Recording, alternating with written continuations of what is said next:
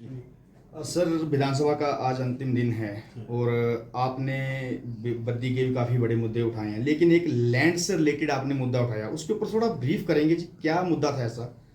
ये मुद्दा था कि जब पिछली भाजपा सरकार थी उस समय काफ़ी सारी लैंड जो है वो कस्टमाइज पैकेज में दी गई थी, जिसमें एक लैंड 150 बीघा जो अन्नपूर्णा के पीछे और बहुत प्राइम लोकेशन है, करीब 40 फीट का रोड के ऊपर है।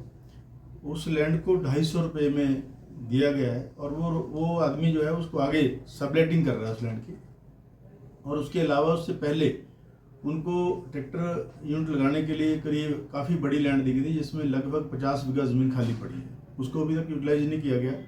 कृपालपुर में 150 बीघा 1 रुपये भी दी गई। इस मामले को मैंने विधानसभा में पूरे फैक्ट्स के साथ उठाया था और उस समय सरकार का जवाब था कि अभी उसका समय नहीं हुआ।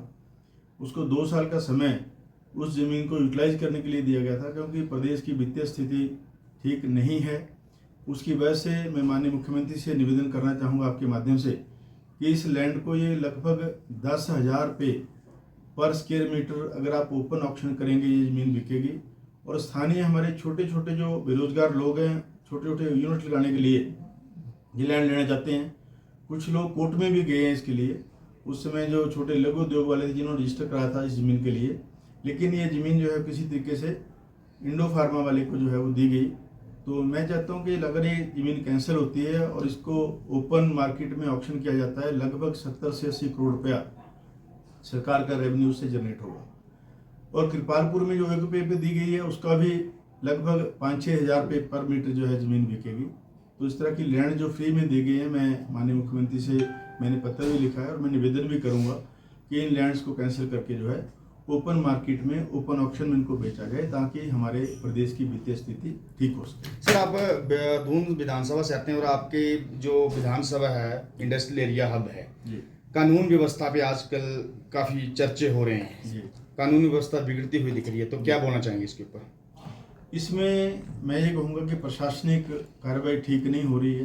अभी 2-3 दिन पहले एक मर्डर यहाँ ठाणा में हुआ, उससे पहले नालागढ़ एरिया में गोलियाँ चली, कई जगह गोलियाँ चली। और वहाँ के जो प्रशासनिक हेड हैं पुलिस के, वो मैं समझता हूँ ठीक से काम नहीं कर रहे हैं। हर रोज़ जो है वो स्टेशन छोड़ के कहीं चले जाते हैं और बिना ऑर्डर्स के लोगों को वहाँ से बद्दी से जो है ट्रांसफ़र किया जाता है। हर रोज़ जो है सैकड़ों लोगों के टेलीफोन आते हैं कि ट्रैफिक व्यवस्था की बहुत बुरी हालत है।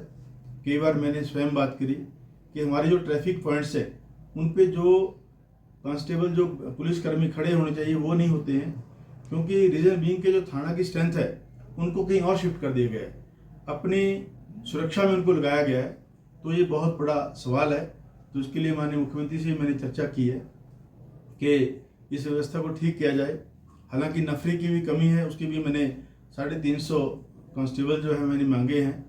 तो इन सब व्यवस्था को ठीक करने के लिए जो पुलिस हेड है वो मैं उसको दोषी ठहराऊंगा, ये मेरा कहना है। सर, लेकिन फिर भी एक बड़ा सवाल यही उठता है वहाँ से बार बार कि आजकल एक अखबारों का एक चर्चा बन गया सोशल मीडिया पे कि सीपीएस और एसपी के बीच तनातनी, ऐसा क्यों जनता कह रही है, क्या ऐसा एसपी साहिबा हमारी छोटी बहन है, मैं उनकी इज्जत करता हूँ, लेकिन प्रशासनिक अनुभव की कमी है।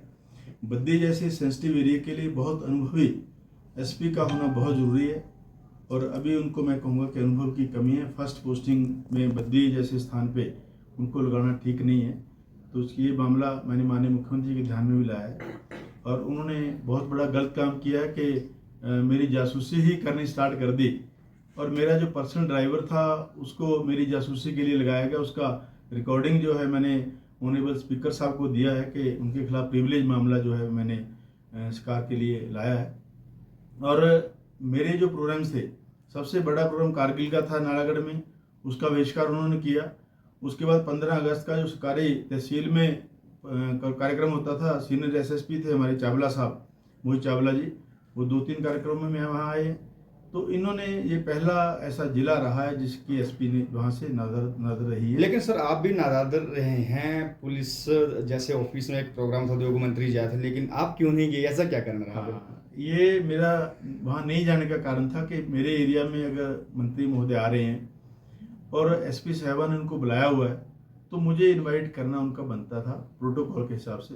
मुझे उन्होंने इनवाइट नहीं किया, ना मुझे उसकी सूचना थी, जब मैंने माननीय मंत्री जी से पूछा कि मुझे इनवाइट नहीं किया है, तो उन्होंने कहा मैं तो वैसे चाय पीने जा रहा हूँ, वहाँ को प्रोग्राम उन्होंने रखा हुआ था। तो ये भी मैंने अपने प्रिविलेज में मैंने अपने पत्र में दिया है कि ये भी एक तरह का प्रिविलेज बनता है कि वहाँ का अधिकारी जिस एरिया का एमएलए को इनवाइट ना करे, तो ये बहुत बड़ा एक मुद्दा है। लेकिन विपक्ष तो आपको ही घेर रहा है कि एसपी के पीछे सीपीएस राम कुमार जी पड़े हैं। विपक्ष का काम है, वो हमेशा घेरते रहेंगे, हमेशा उनका कहना काम है।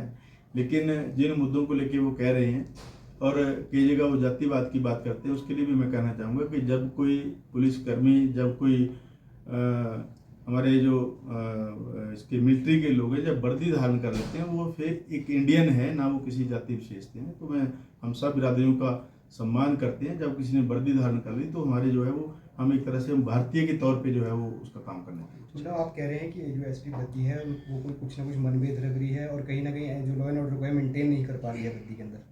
हाँ, उनसे अगर आप लोगों से ही बात करेंगे तो वहाँ के जो हमारे कर्मचारी हैं वो भी परेशान है, हमारे वहाँ के जो अन्य अधिकारी हैं वो भी परेशान है। और बिना ऑर्डर्स के लोगों को दूसरी जगह भेजना, एक सब इंस्पेक्टर तो अब इलेक्शन कमीशन की जो इंक्वायरी चली हुई है, आप नालागढ़ साहब इलेक्शन कमीशन से बात करेंगे, आपको पता चल जाएगा।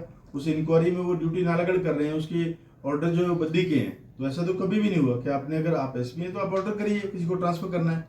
उसकी सूची इवन मैंने ग्रीवेंसेस कमेटी में मांगी थी, उसकी सूची अभी तक नहीं दी है। हमारा जो उसकी प्रोसीडिंग्स हैं वो तैयार हो गई है। मैंने एसडीएम साहब नालागढ़ को लिखा है कि उनसे सूची मांगी, वो सूची अभी तक हमें प्रोवाइड नहीं कर रहे हैं। शायद उसमें भी उनको शो कॉज नोटिस हुआ है, मैं करने वाला हूँ। कितनी खामियों के लिए दोषी किसको मानते हैं? दोषी तो वही हैं जो हैं। इसके लिए तो माननीय मुख्यमंत्री जी कार्रवाई करेंगे, इसमें मुझे उम्मीद है।